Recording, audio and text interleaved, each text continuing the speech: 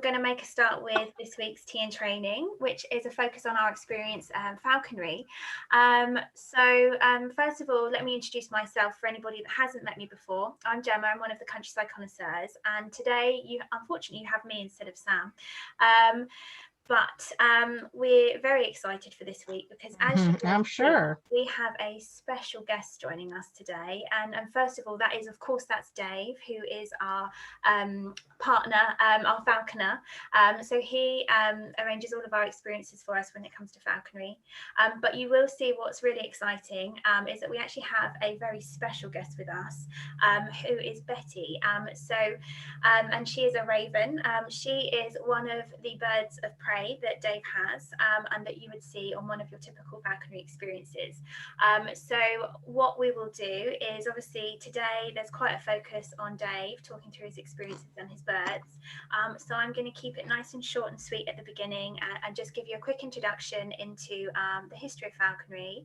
And then we're going to kickstart and speak with Dave and find out all there is to know about the experiences and how he handles the birds, how he's trained the birds, and what he does during his experiences. So falconry is obviously an ancient practice that has been been practiced since pre-literate times, I believe. And we also believe that there have been cave paintings from prehistoric sites representing its earlier references. So it's obviously been going for quite some time. We believe that it was established in the Middle East and the Far East around 2000 BC, and falconry was a favourite hunting sport of some of our English kings. During the Middle Ages, it was a social custom evolved in falconry, but today it's laws of ownership. So today, I'm reading off here, I do apologise, but today anyone who practices falconry in the UK doesn't require a licence to do so. And apologies, I've just lost my notes. Oh, this is dreadful, sorry. In terms of our experiences today, we offer them in the most stunning surroundings.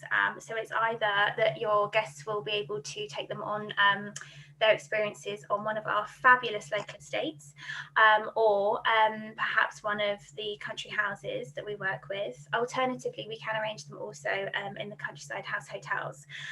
So I think after all of that, it's better that we transfer you over to Dave, so he can give you an insight into how he works with the birds and what the experiences are like.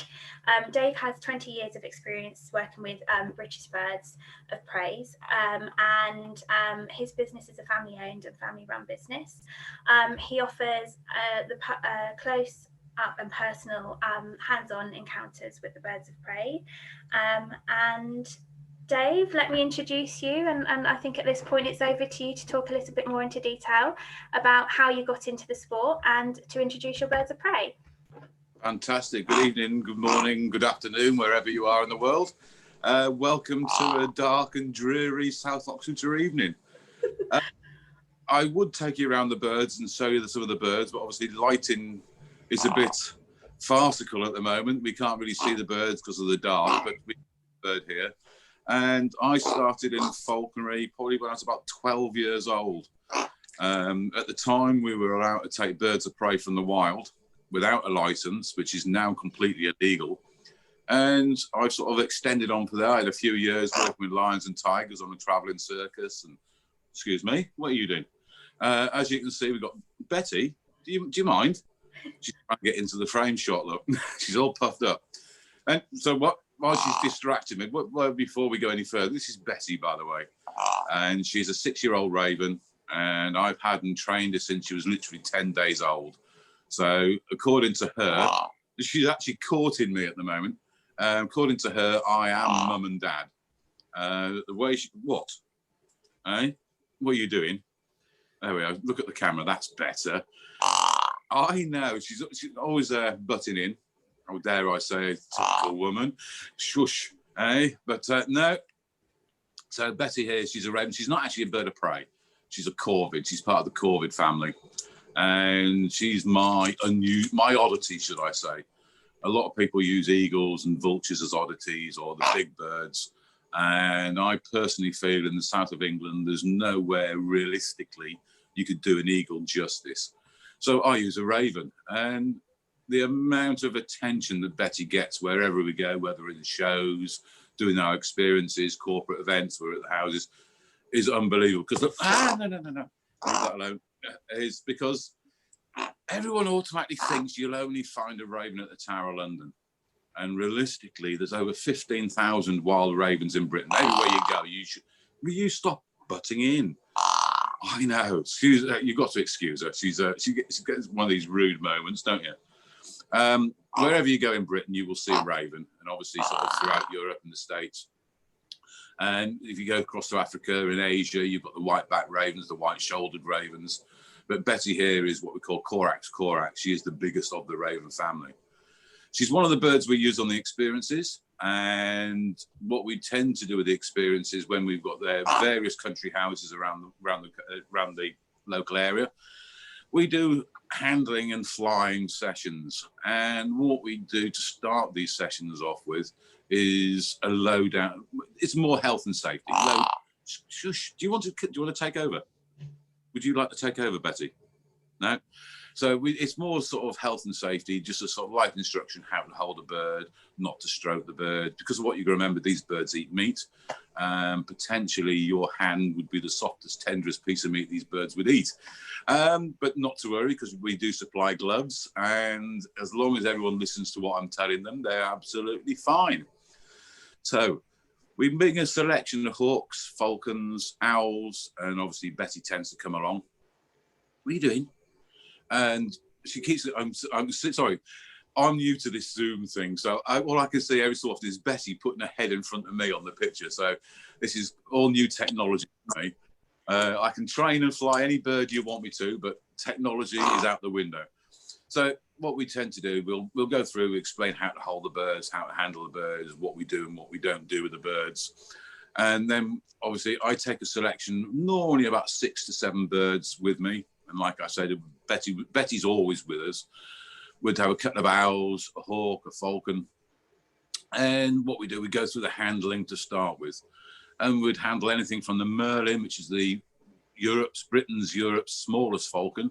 Traditionally was the lady's bird. And we start off with that. So it starts off small, build up people's confidence.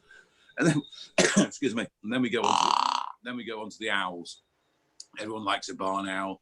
It's surprising how many people say the barn owl is the favourite owl in the world, which is incredible, really, when you think there's 283 different species of owls worldwide.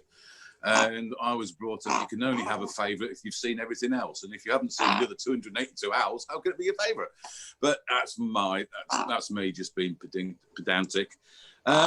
So we'd have a barn owl with us. We have Fred, he's an 18-year-old barn owl. Sometimes we'll bring Boris, which is our long-eared owl. And this year, which we haven't done a lot this year, obviously, but we've had Naya, which is our baby McKinder's eagle owl. She's our bit of a star. She's replaced Boo, our old European eagle owl, who unfortunately died at the beginning of the year. But he was at grand old age of 45 years old. So it wasn't too bad. So Naya, our McKinder's, she's a bit of a special.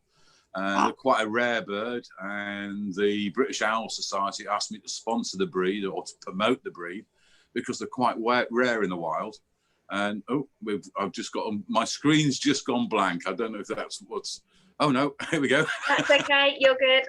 I'm glad now. Obviously, I don't know what's happening. So what happens? The problem is with the McKinder's eagle owl. They're an African bird, and their eggs are actually worth more than rhino horn. So it's a bit of a sort of conservation thing that they've asked me to do, and to promote the breed and try and protect the breed a little bit more. We'd then go on to the peregrine falcon, fastest living thing on the planet, 190 miles per hour bird. And a lot of people think they're doing 190 mile an hour to catch things. Well, to be honest, they're not. If they hit a pigeon or a pheasant at 190 mile an hour, there'd be a massive explosion of feathers, and there wouldn't be much left to eat. The reason they do that sort of speed is to track the sky. They get from A to B to get to a position and to a speed where they can safely catch what they're doing. And we'll probably drop down, we'll fly Harris Hawk for our American friends. Most people know the Harris Hawk. On the States, they tend to call them flying wolves, purely because they do actually hunt, work, live as a family social pack, and they work as a team. So we've got a vast selection of owls. But what you've got to remember, even though we call it falconry, we're not actually doing falconry. The definition of falconry is hunting in its natural environment against its natural quarry, a bird of prey. We're not hunting. So we're actually doing a bird of prey experience, or a Betty experience, depending on how you want to put it. So it's one of those things that, no, you leave that alone. Sorry, I've got eyes everywhere at the moment because she keeps on trying to pull the thing off the side. So yeah, it's and these experiences, like I said, I've personally conducted them at Clifton House, Stonor Park. We've been to Hambledon, Culden for Hambledon, Danesfield. I can't think where else we've been to. We've been so very sort of prestige and sort of big country estates, where you can see how it used to be almost. So when you're flying a bird in the grounds of Stonor Park and those sort of things, you get that sort of royalty feeling almost. You are the number one. You are the whole. You are the whole insight of that session. Obviously it's private sessions, so if you've booked in with 2 or 3 people, there is just the 2 or 3 people. It's your family. It's just your family, and we concentrate on yourselves. Obviously, if there's children involved, we do tend to concentrate on the kids a little bit more than we would do with the adults, purely because I think happy children, happy mums and dads. So it's we've got to play the game and work out how we do things and on that side. Fantastic. And I think one of the pictures that we're showing here is how you would sort of present the birds on one of the experiences, so they're really clear and in full view for everybody to see. And then what you said, obviously, that picture there, obviously what you then would do is allow for a demonstration and an opportunity for the guests to handle and fly the birds with a glove. I know that I've been with you on many falconry experiences where we've had several children and the birds can fly from one glove to another, which is a lovely experience, especially when even adults enjoy that experience, Dave, don't they? So I know that you've been able to do that with them as well. So it's a real opportunity for guests to get up close and personal to these birds. It's really special. I mean, as you can see how we're set up there, that's actually the Four Seasons Hampshire. That's in their new orchard. Where we set up there is a fence so that people can't run onto the birds. And what I do, obviously, the photographs are allowed. No. Photographs far away. If you want to go into paparazzi mode, you're welcome to. And what I do, I bring each bird forward. So everyone gets to handle. So if I've got 6 birds, everybody will handle the 6 birds. We tend to fly 3 birds. It all depends on how many sessions we're doing in the afternoon or on the day. But 9 times out of 10, you'd fly Betty, you'd fly one of the owls, and we'd normally fly a hawk. So everyone gets plenty of flying, plenty of handling, and there's masses and masses and masses of photo opportunities. And also on top of that, obviously with these experiences, as you mentioned, Dave, we do these a lot on the estates. So some of the experiences as well, some of our clients will want to hire the mansion house so that they can have a really lovely private dinner or private lunch For the girl. Or my girl. Pardon? That was my girls. Oh yeah, and then sorry, we're just going through the presentation, and these are Dave's dogs. Normally there's at least 2 or 3 of them with me at all times. So. Yeah, they usually come along with the experience on the experiences as well, and they go down really nicely with the children, don't they, Dave? don't think there's been children that have actually got away from the van. And I'm surprised I've still got 3 cockers. Yeah, I'm surprised they haven't taken them home with them. They're beautiful. And we can do the lunches at pubs and things as well. So we can make a full day of the experience. Many of our clients as well, they like to add on country pursuits if they're hiring the estate. So they might do some form of country pursuit in the afternoon, other activities such as archery and things like that as well. And combining those experiences really, really creates a wonderful day. Whether it's for families or groups of friends or corporate clients and things like that. So it's lovely, obviously, Dave, for you to be with us today and for us to actually be able to see Betty squawking away and making as much noise as possible, but that's exactly what she's like when you see her on these experiences, and which is lovely, really. So I'm really pleased that you were able to bring her along today, Dave, so thank you so much. No, that's no problem. She's up for anything, anytime, anywhere, aren't you, Betty? Oh, so I know that this has been a slightly different tea and training from what you're probably used to, but this one I really like to think is quite real. It gives you the opportunity to really look at an experience almost live, and just to see what they're like, and yeah, on that note, really what I would like to do now is just to say a massive thank you, really, because we're coming to the end of this year, which of course has been a extremely difficult year for everybody, and we just want to thank you so much for all of your continued support, for logging on to our tea and training sessions, which we started in light of COVID and lockdown, and they've been running successfully since March. We've received so much feedback, and we use this for training for both our travel agents and our clients, and everybody seems to really enjoy it. So firstly, we would like to say a huge thank you to everybody. We do have big plans for tea and training and to continue it for next year, which is great because there is still so much for us to talk about, believe it or not. And we plan on kickstarting the year for the beginning of 2021, talking about the most exciting events happening within the English season. That is basically going to be us highlighting the very best of the British social season, and in that tea and training, we'll discuss everything from dress codes to behaviour codes, believe it or not, because there are them, and what makes these experiences so unforgettable and well worth attending. We'll feature events such as Chelsea Flower Show, Royal Ascot, Wimbledon, Henley Festival, the Cartier International Polo Cup, and other things during our that session, which will start on the 6th of January. And then we do have others that will follow. We have a really exciting one, which is themed Escape into the Country. So the Four Seasons Hampshire, which I'm sure most of you are aware, the general manager will be joining us on that one. So we've got lots of exciting things to come in the new year.